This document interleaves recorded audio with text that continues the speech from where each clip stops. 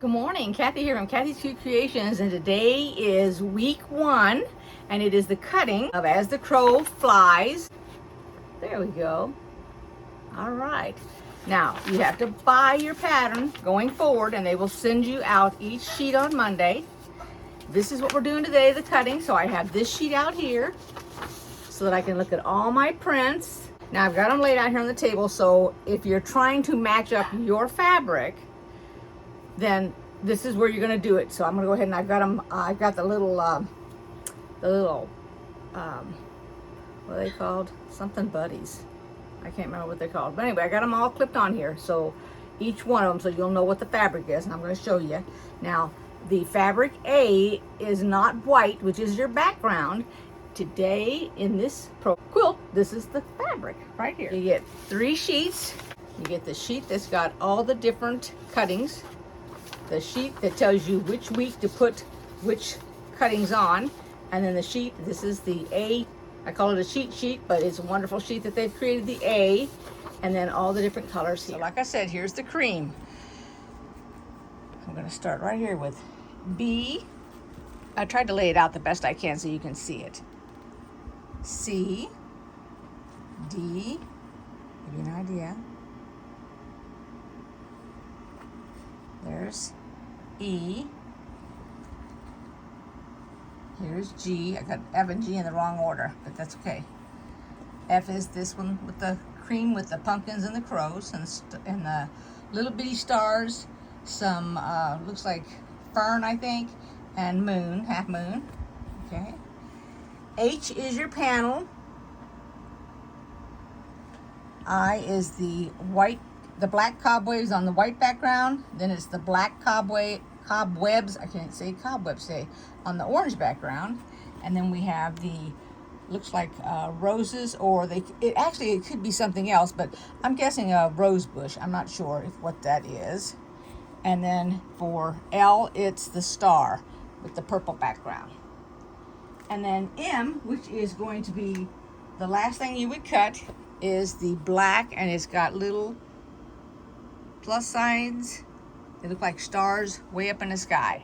I will go and iron all of the fabrics, and I iron them backwards so that when I get done, I'm done with A last.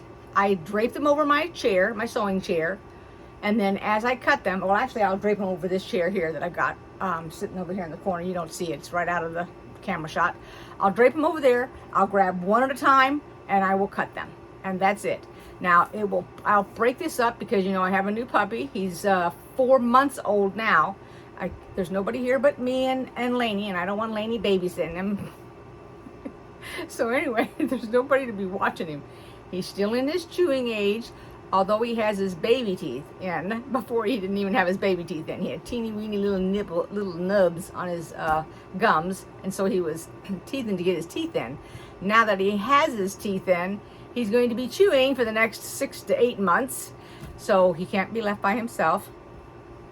When I say chew, you think, so a puppy would chew on toys and bones and wires, and that's what your mental mind is thinking. At least that's what mine is thinking, okay? But this dog will chew on cardboard box. He will chew on the furniture. When I say the furniture, I have a wooden base rocking chair that my mom and dad owned.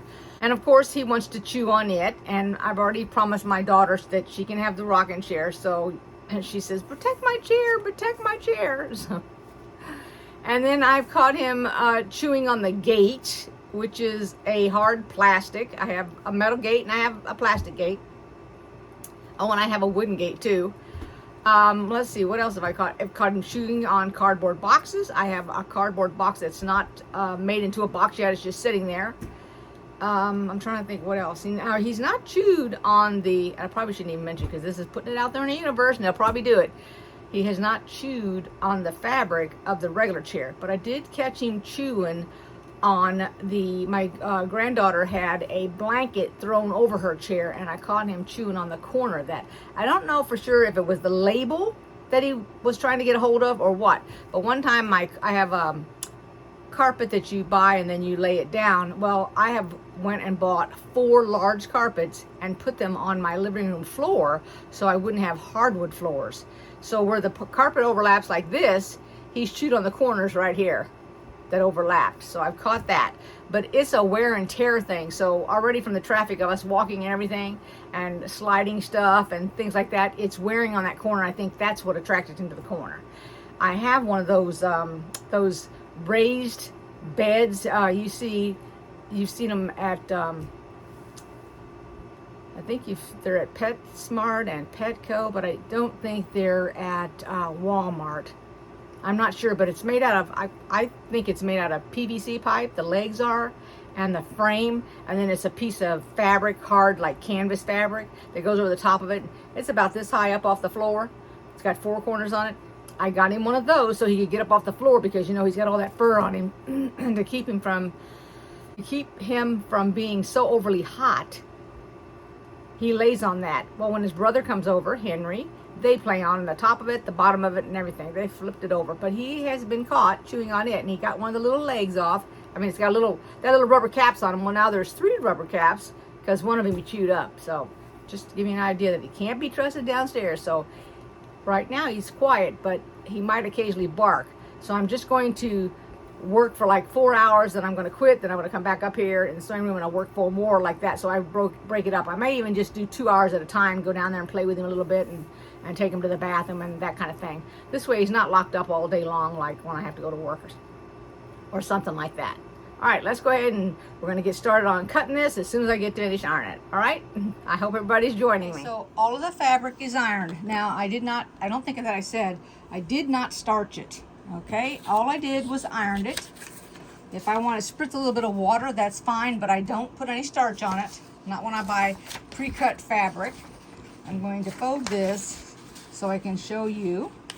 This is the first sheet. Well, this is what I'm calling the first sheet. Okay, I'm calling that the first sheet. It has the names and the amount of fabric that you need. So I flipped it over for diagram A, and the first thing it says, it wants 6 pieces cut 1.5 inch by the width of the fabric. I don't know if that's focused or not. There we go.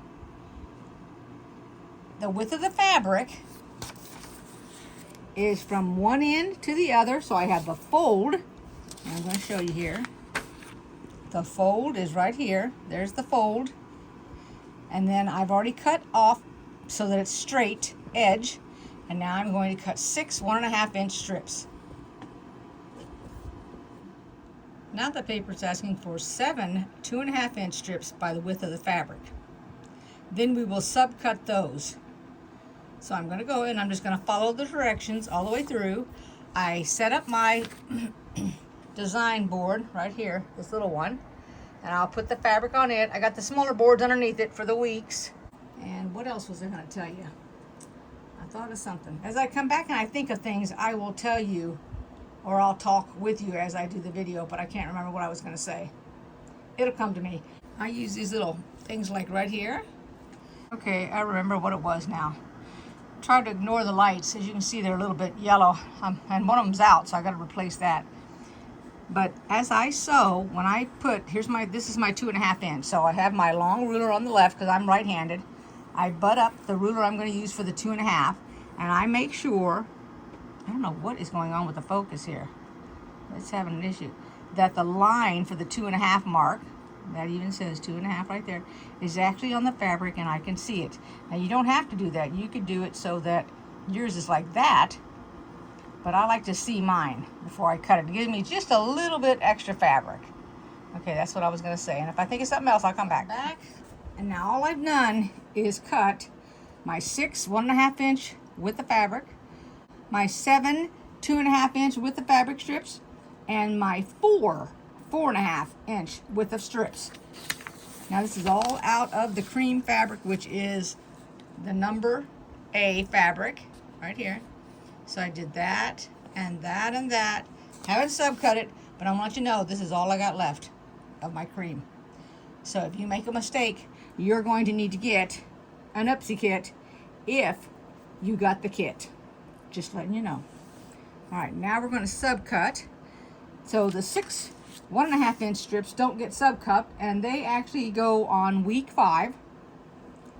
So the 2.5 inch strips need to be subcut. So we're going to cut 12 of them, 2.5 by, well, it's already cut the 2.5, so it's a 10.5 inch rectangle. Then we're going to cut 8 6.5 inch rectangles, and then 24 of them we're going to finish off at 2.5 by 2.5 inch squares. So I'm going to go ahead and cut all those. You can get 3, it takes 3 strips to get your 12 pieces.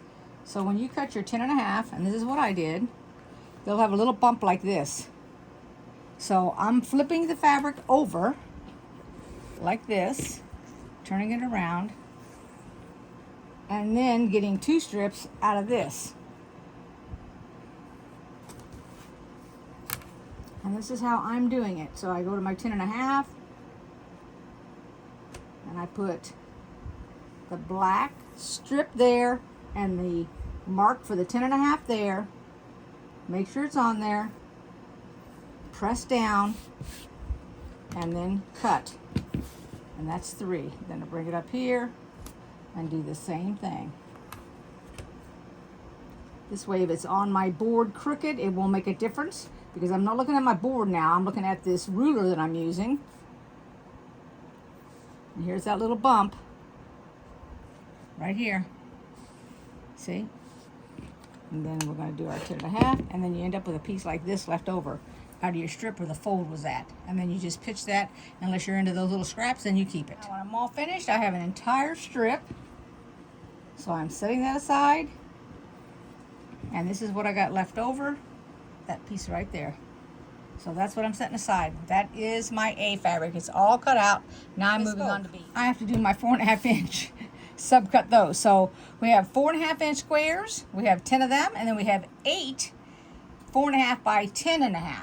So I'm going to do my 4.5 inch squares first. So I took a break. I came back. I finished cutting the fabric, and the only time that I had a little bit of a panic, so I'm letting you know right ahead of time, is that this fabric here is very narrow, and I panicked that I wasn't going to have enough, but you do have enough. So I'm just calming your nerves here.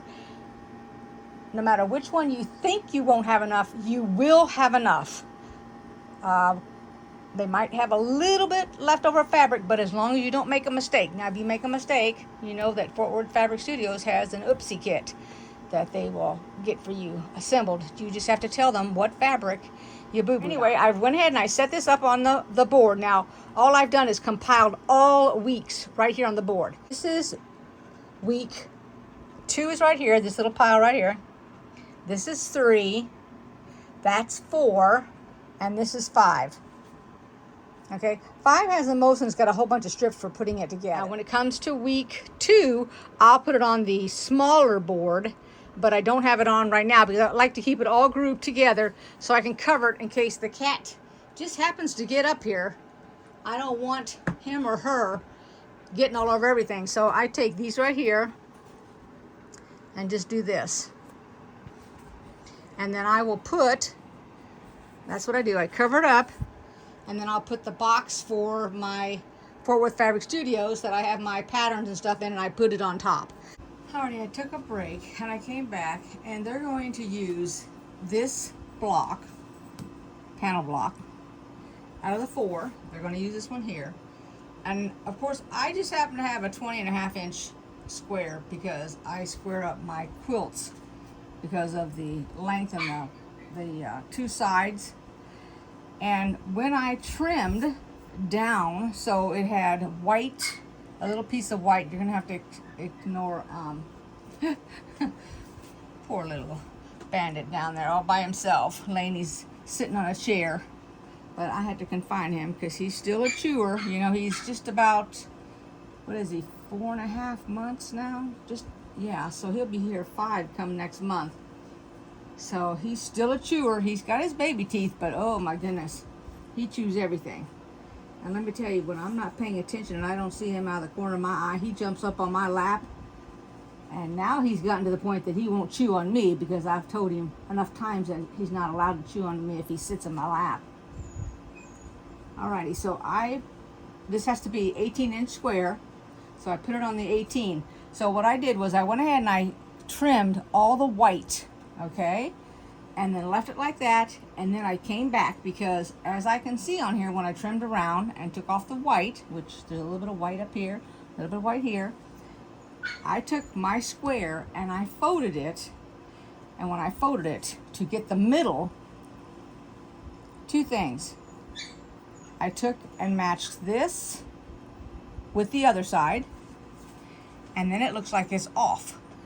I laid it out, I put my ruler on it. Now I also have this ruler, which is 18.5 right here, and I laid it across. I just went in the middle of my block and laid it down to the 18 mark from this end here, which had the least amount of black, the most over here. Put my edge on there and saw that it has excess black, which is what I wanted to trim off. Then I took my bigger square and laid it on there. Now, an easy way to do this, let's say that you don't have one actual ruler. Now, I say one ruler, but really, if you've started quilting, the very first ruler that I invested in, I know this sounds crazy, but the very first ruler that I ever bought, and it's not the Creative Grids, it was this one, because this is the kind of ruler that came in a package. It had like a few rulers, and it had a mat, which I wore it out already. But this is what I got, and this is a 23-inch. Turn it this way a little bit. Oh, come on, focus, focus. 23-inch. See 23 right here? So it's 23, and it's actually a 24, but I never measure using this edge. So I would never make something 24.5 using this edge, because to me that's just, it's not the way that you sew. You always want to make sure your ruler's off a little bit. So I would take this ruler if I had it. Now I have it in Creative Grids because I went ahead and I purchased one a little bit wider. So instead of, whoops, I got a couple of freebies too. So this one here is, the one that came in the packet is 6 inches. So it goes to 6 inches. Make sure you see that. It goes to 6 inches. But when I bought the Creative Grids, I went ahead and did an 8-inch, because it's good to have an 8-inch ruler. So you can take your ruler and you can get your 18 inches. So in my case, it would be hanging off. But what you want to do is you want to go from the 18 down. So I go from 18 on the left, because you're going to want to cut on the right. And you would go down here to 18. You get it on the edge of your fabric. You're going to take your marking pencil, whatever you want to use. Now, this is white. I understand it's white. So you would want to take, this is black. So you would want to use a white chalk of some sort, because I would mark. And first I'd go in the middle. So put it in the middle, whatever you feel is the middle. So this is about the middle right here. Get it lined up the way you want, and then just mark it like 3 times. Once up here at the edge, once in the middle, and then once at the edge again. Then I would move it up, and then I'd mark on the edge and meet my other one, the other mark that I had. And that's the way that I would mark it. Then when I got done marking it, I would lay my ruler down. Let's say this was the ruler you were using, and you would lay it off of the fabric on the top, off of the fabric. Let me back it up a little bit. You would hang it off and hang it off, and then you would cut it with your rotary cutter. Now that's the way that I would do it. If you don't want to do it that way, you can do it any way you want. But if you're new and you're not quite sure how to do it, that would be the way to do it. So as you can see, my ruler is hanging off the edge over there. Let's go over to the edge. A little bit off there. Hopefully I'm not making anybody dizzy. And it's off here, and then I'll put my weight on it. I always put a weight, because even though it has all these little spots in it, which you can see a little bit of light here, those are rough on the edge so that your ruler doesn't move. It's a little raised rough spot right here. Okay, there's 2 of them. Here's 2 of them. Here's 2 on here, plus the advertisement part is rough. And I always like to put a weight, put whatever size weight you want. I think my weight is, I think it is a pound. I usually use my pound weight. I'll put it on here so that it does not move.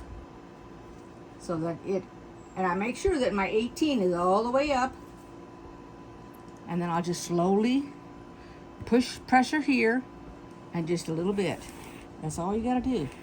That's it, all the way across. That is the 18 right there. That's it, and then I'll flip it and make sure that the other is, and I do believe the other is 18. Okay, I flipped it, as you can see, so I can make sure it's got 18 on it. I need to move this out a little bit.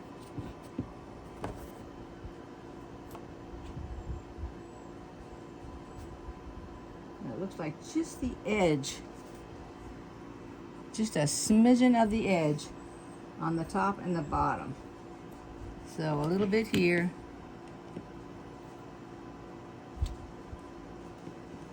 Just a little bit right there where the white is at. And a little bit on the other edge where this white is at. Needs to come off. There we go. Okay, just that. Now I have 18 inches. That is done and ready to be put. I put everything in a box over here. I mean on my, I don't know why I said my box, but in here, this is that. Remember, this is how I lay everything. And I will lay it. And now I'm ready for next week for the assembly of the first block. Thank you everybody for watching. I hope I have not confused anybody trying to understand how to cut this. Now, you do not need to use this specific block if you don't want to, because you don't have to make it exactly the same block that I'm making it. If you want to use one of the other blocks because they remind you of something, then by all means do. Otherwise, don't. And if you want to, when you're all finished, you can make pillows to match, because it will make, you have 3 leftover blocks, and you can make pillows to match your quilt. Now, if you don't have any blocks because you've created this all on your own, and you're using your stash, that's fine. But what you can do, because you won't have one of these panels, is you can use some other panel that came with a Halloween quilt, or maybe there are other panels on Fort Worth Fabric Studio. I haven't even looked to see. They may have some other Halloween panels, or you have one from something, or you can just literally applique something on an 18-inch background. I would pick a black background and then go for whatever you like. You can put the words spooky quilt. You can actually put, just like this, sit for a spell. You don't have to have a crow in front of it in the middle if you don't want. You could have a witch's hat. You could have a broom. You could do whatever you want to come up with. Whatever your creativity mind can present is what you can do. I'll see you all next week. Thank you everybody for watching. Welcome to all my new subscribers and all the new people that are just now joining. I hope I've done this video justice. Take care everybody. Bye bye. Thanks for watching.